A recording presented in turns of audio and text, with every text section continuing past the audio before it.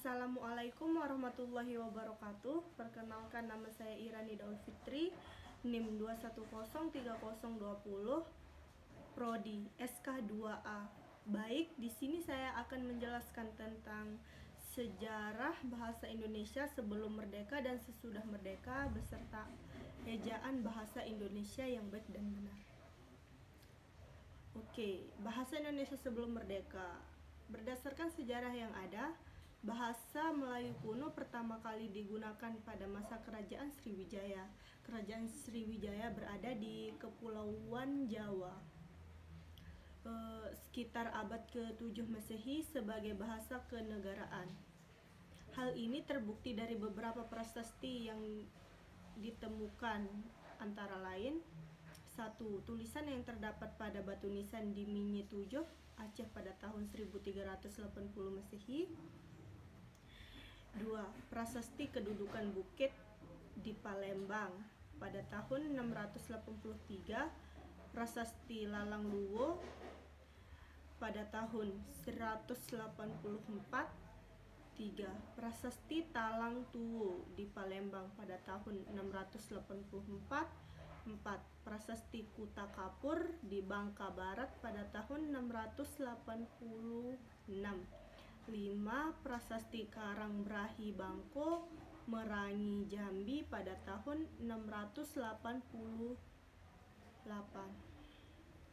Baik, selain itu pada abad ke-15 terjadi perkembangan dalam bahasa yang dianggap sebagai bentuk resmi bahasa Melayu. Namun sayangnya penggunaan bahasa ini hanya terbatas di Malzi, kalangan keluarga kerajaan di Sumatera, Jawa, dan Semenanjung Malaya. Akhirnya di penghujung abad ke-19, pemerintah kolonial Hindia Alandia melihat bahwa bahasa Melayu Tingil dapat digunakan untuk membantu administrasi bagi kalangan pegawai pribumi. Pada periode ini mulai terbentuknya bahasa Indonesia yang secara perlahan terpisah dari bentuk semula. Bahasa Melayu atau bahasa Indonesia, bahasa Melayu Indonesia kemudian digunakan sebagai language French atau bahasa pergaulani. Namias pada waktu itu belum banyak yang menggunakannya sebagai bahasa Indonesia. Bahasa ibu masih menggunakan bahasa daerah yang jumlahnya mencapai 360 bahasa. Namun seiring dengan perkembangan zaman, sekitar awal abad ke-20, bahasa Melayu pecah menjadi dua. Di tahun 1901, Indonesia di bawah Belanda mengadopsi Pan-Africanism, sedangkan pada tahun 1904 Malaysia di bawah Inggris mengadopsi Williamson. Baik, kita beralih ke ejaan bahasa Indonesia. A. Ejaan Pan-Africanism. Charles Pan-Africanism yang dibentuk oleh Nawawi Seton Mamur dan Muhammad Taib Sultan atau Brahim menyusun ejaan baru ini pada tahun 1896. Yang mana ejaan ini merupakan bahasa Melayu dengan huruf Latin. Pedoman tata bahasa yang kemudian dikenal dengan nama ejaan Pan-Africanism itu resmi diakui pemerintah kolonial Belanda pada tahun 1901. Ciri-ciri dari ejaan Pan-Africanism antara lain: A. Huruf untuk membedakan antara huruf I sebagai akhiran dan karenanya harus disuarakan tersendiri dengan dipotong seperti mulai dengan ramai. Juga digunakan untuk menulis huruf Y seperti dalam Surabaya. B. Huruf untuk menuliskan kata-kata jang, pajah, sajang dan sebagai berikut. C. Huruf os untuk menuliskan kata-kata Georgio, Itos, Seomor dan sebagai berikut. D. Tanda dari titik seperti koma dan tanda trema untuk menuliskan kata-kata makmur, akal, tak, pa dan sebagai berikut. B. Ejaan Republik atau dikenal juga dengan nama ejaan Suewandi, Menteri Pendidikan dan Kebudayaan kala itu adalah ketentuan ejaan dalam bahasa Indonesia yang berlaku sejak 17 Maret 1947. Ejaan ini mengganti ejaan sebelumnya yaitu ejaan Panofhijisen yang mulai berlaku sejak tahun 1901. Adapun contohnya adalah A. Huruf Oi diganti dengan U pada kata-kata guru, umur dan sebagai berikut. B. Bunyi hamzah dan bunyi sentak ditulis dengan K pada kata-kata pak, rakyat dan sebagai berikut. C. Kata ulang boleh ditulis dengan angka 2 seperti pada kanak-kanak, berjalan, keberatan. D. Awalan dan kata-kata depan di kedua-duanya ditulis serangkai dengan kata-kata mendampinginya. C. Perbedaan antara ejaan ini dengan ejaan Panofhijen ialah A. Huruf Oi menjadi U seperti pada Georgio, menjadi guru. Bunyi hamzah dan bunyi sentak yang sebelumnya dinyatakan dengan koma ditulis dengan K seperti pada kata-kata pak, maklum, rakyat. Kata ulang boleh ditulis dengan angka 2 seperti ubur-ubur, bermain, layang-layang, keberatan, dan lain sebagainya. D. Awalan, koma, di dan kata depan di keduanya ditulis serangkai dengan kata yang mengikutinya. Kata depan di pada contoh di rumah, di sawah, di kebun, di kampus, di sekolah dibedakan dengan imbuhan dipakai, dibeli, makan. Namun ejaan Suewandi ini hanya berlaku sampai tahun 1972 saja. Kemudian digantikan oleh ejaan yang disempurnakan atau EYD.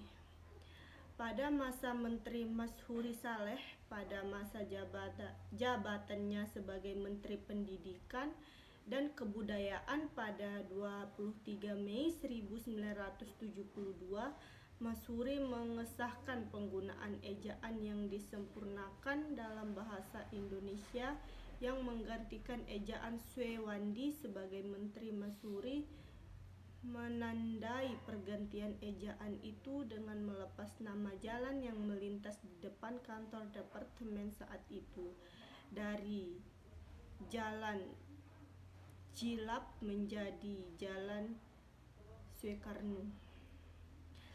C. Ejaan yang disempurnakan atau EYD. Ejaan yang disempurnakan atau EYD adalah penyempurnaan ejaan bahasa Indonesia yang berlaku sejak tahun 1972. Ejaan ini menggantikan ejaan sebelumnya, yakni ejaan Republik atau ejaan Suewandi pada tanggal 23 Mei 1972. Sebuah pernyataan bersama telah ditandatangani oleh Menteri Pelajaran Malaysia pada masa itu, Tun Hussein On, dan Menteri Pendidikan dan Kebudayaan Republik Indonesia. Masyhuri pernyataan bersama tersebut mengandung persetujuan untuk melaksanakan asas asas yang telah disepakati oleh para ahli dari kedua negara tentang ejaan baru dan ejaan yang disempurnakan. Pada tanggal 16 Agustus 1972, berdasarkan keputusan Presiden nomor 57 tahun 1972, berlakulah sistem ejaan Latin atau Rumi dalam istilah bahasa Melayu Malaysia bagi bahasa Melayu dan bahasa Indonesia. Di Malaysia, ejaan baru bersama dirujuk sebagai ejaan Rumi bersama atau ERB. Selanjutnya, Departemen Pendidikan dan Kebudayaan menyebarluaskan buku panduan pemakaian berjudul Pedoman Ejaan Bahasa Indonesia yang disempurnakan. Panitia Pengembangan Bahasa Indonesia, Departemen Pendidikan dan Kebudayaan menerbitkan buku Pedoman Umum Ejaan Bahasa Indonesia yang disempurnakan dengan penjelasan kaidah penggunaan yang lebih luas pada tanggal 12 Oktober 1972. Kemudian Menteri Pendidikan dan Kebudayaan dengan surat putusannya nomor 0196 atau 1975 memberlakukan Pedoman Umum Ejaan Bahasa Indonesia yang disempurnakan dan Pedoman Umum Pembentukan Istilah. Perkembangan bahasa Indonesia setelah kemerdekaan. Terkait dengan menyebabnya bahasa Melayu ke pelosok Nusantara yang bersamaan dengan menyebarnya agama Islam di wilayah Nusantara serta makin berkembangnya dan bertambah kokoh keberadaannya dikarenakan bahasa Melayu mudah diterima oleh masyarakat Nusantara sebagai bahasa perhubungan atau pemersatu antar pulau, antar pedagang, antar bangsa dan antar kerajaan. Perkembangan bahasa Melayu diolah Nusantara mempengaruhi dan mendorong tumbuhnya tak persaudaraan serta rasa persatuan bangsa Indonesia. Oleh karena itu, para pemuda Indonesia yang bergabung dalam perkumpulan pergerakan secara sadar mengangkat bahasa Melayu menjadi bahasa Indonesia yang menjadi bahasa pemersatu untuk seluruh bangsa Indonesia. Hal ini dibuktikan dengan lahirnya Sumpah Permata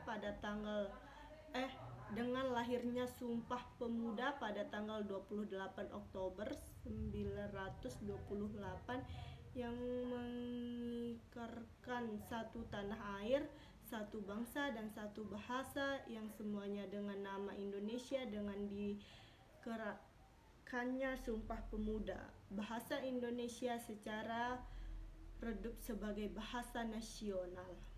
Kemudian bahasa Indonesia dinyatakan lahir pada tanggal 28 Oktober 1928.